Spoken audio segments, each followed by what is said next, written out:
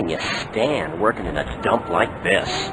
Looks like you don't get much in here besides skip tracers, escaped cons, roaches, and Lobo.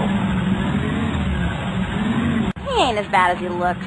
With the transition of leadership at both Warner Bros. Discovery and DC, the future of the DC Extended Universe is as uncertain as ever. After just being announced to return in Black Adam, Henry Cavill is again out as Superman, and Patty Jenkins' planned Wonder Woman 3, a proposed third entry in the franchise, which has been one of the DCEU's more lucrative, is no longer happening. With James Gunn and Peter Safran at the helm, no one really knows what the future of the DCEU will look like. It seems that Gunn and Safran want the DCEU to completely change, with a reinvention of the universe balancing well-known and lesser-known characters. For example, they're looking to revisit a much younger version of the Superman character, and they hope to continue some of their fan-favorite properties like Peacemaker. However, in their quest to expand to new properties, who is likely to be a target? One character that fans have been clamoring to see adapted for the screen for years is Lobo, once described by Marvel creator Stan Lee as his favorite of all of DC's characters. Lobo is an intergalactic bounty hunter from the alien race called the Sarnians. Because he's one of the most popular DC characters in the 90s, it's honestly pretty shocking that DC hasn't found a way to give him a film yet, or at least incorporate him into one of their other films. Lobo's powers are extensive, with his origins making him one of the most powerful beings in the DC Comics canon. Generally, Lobo is depicted as having superhuman durability, akin to Luke Cage from the Marvel Universe, and nearly matching Superman. And when he's injured, he has powerful regenerative abilities, which allow him to heal himself, even in one instance, regenerating out of a pool of his own blood. There is one obvious comparison for the character in terms of tone: Marvel's Deadpool. Both characters are relentlessly violent mercenaries willing to stop at nothing to achieve their goals, are virtually indestructible, and love to wisecrack. However, Lobo has had a long and complex publication history. When Lobo was first introduced in the 1980s, it was as a villain to counter Superman. The character made a few appearances and then was almost abandoned, until being revived with his own comic line in the 1990s. The revival was meant to parody the darker trends of comics at the time, but it was so well embraced by fans that they began to take him seriously. Throughout his comic book run, Lobo has gone on a series of adventures, some of which are much more outlandish than others. For example, in one run, he magically transforms into a teenager and becomes a member of Young Justice. However, the many diverse uses of the character leave plenty of potential for an adaptation. Part of why fans love Lobo so much is that it is one of the darkest DC properties, and yet there is an undeniable sense of humor about the character. It creates a cynical but weirdly charming result that few DC films have, and given that the DCEU films have been criticized for being too straight-faced, Lobo could be an excellent tongue-in-cheek addition to the canon. And for those worried about Lobo's similarities to other characters that have already been adapted to the screen before, from both DC and Marvel, there are plenty of unique quirks about the character. Lobo is, without a doubt, one of the most eclectic and zany DC characters there is, so any bizarre situation the writers could think up would fit. We've already seen Lobo in other media a few times. He's appeared in multiple animated series and various video games tied to the DC universe. He even appeared in live action in the sci-fi show Krypton, and that show's creators were considering creating a spin-off series for the main man, only to abandon it when the main show was cancelled. There have been several attempts in the past to bring Lobo to the big screen, with actors Will Smith and Dwayne Johnson, and directors Guy Ritchie and Brad Peyton attached at various stages of development. Of course, if the Lobo film were to be pursued again, Smith and Johnson would likely be off the table, as they have since gone on to star in DC films of their own, Suicide Squad and Black Adam. The most recent incarnation of the Lobo movie was in 2018, when director Michael Bay was attached to the project. That's right, the mastermind behind Transformers and Bad Boys was going to make a movie about the galaxy's most dangerous bounty hunter, and it would have been absolutely glorious. However, the film never came to fruition because the script was so ambitious that it would have required a budget of $200 million or more. After the success of the hard R-rated Deadpool film, DC began to explore their options for edgier superhero content, and an anti-hero movie about a bounty hunter killing interplanetary outlaws fit the bill. However, it makes sense that they couldn't justify spending $200 million on a film that, for all intents and purposes, sounds like a superhero version of True Grit. However, the issue may be that they were trying to take the wrong direction for the character. There are a lot lot of different approaches that the character could take thanks to his evolution in the comics. With recent trends in comic book movies, the writers seemed keen to adapt some of the more satirical runs of the character, but there is also plenty of potential in his more straightforward, darker side. Indeed, for Lobo, nothing is really off bounds. The main man abides by a strict code of ethics that he set for himself, but apart from that, he will go to any length to accomplish his goals. He never breaks a contract, even murdering his 4th grade teacher and Santa Claus. Known for his over-the-top nature, a film starring this character would be unlike anything we have seen in the DCEU yet. One of the elements of Lobo's world that had caused the budget to balloon so remarkably was his space dolphins. The cost of creating these mammalian companions via CGI would be extensive, yet they are one of the most iconic parts of Lobo's storylines. After all, who doesn't love the idea of an adorable space dolphin? In the comics, Lobo has proven so protective of the space dolphins that he would set out on brutal quests for revenge against anyone who caused them harm. This alone would make for an absolutely gnarly Lobo picture. Imagine a John Wick-style action movie where Lobo sets out on a quest across the universe, murdering and getting revenge on the intergalactic baddies that hurt his precious dolphins. You gotta admit, that'd be pretty awesome. Additionally, Lobo's job frequently causes him to run in with characters from other DC properties. Whether as a contract to fulfill or someone to get in his way, Lobo has encountered several prominent superheroes or villains throughout his comic book history. In terms of the films, this would have given him virtually limitless crossover and cameo potential to bring other fan-favorite characters into the fold. One of Lobo's main adversaries is none other than Superman himself, who has served as both one of Lobo's targets and tried to foil him from carrying out his missions. Although we now know that Cavill will not return to the role, a confrontation between Lobo and the new Superman could be a great way to introduce Lobo to the universe before he spins off and gets his own storyline. So